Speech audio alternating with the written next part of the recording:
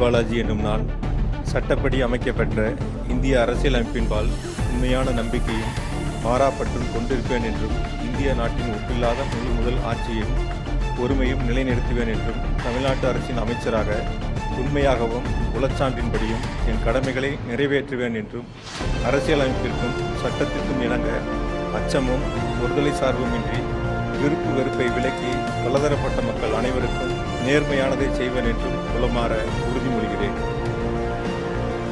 B. Senthil Balaji எனும் நான் தமிழ்நாட்டு அரசின் அமைச்சர் என்ற முறையில் எனது கவனத்திற்குள்ளாவதும் தெரிய வருவதுமான எந்த பொருளையும் அமைச்சரின் கடமைகளை உரியவாறு நிறைவேற்ற தேவையான அளவுக்கன்றி ஒருவரிடமோ பலரிடமோ நேர்முகமாகவோ மறைமுகமாகவோ அறிவிக்கவோ வெளிப்படுத்தவோ மாட்டேன் என்று உளமாற உறுதிமொழிகிறேன்.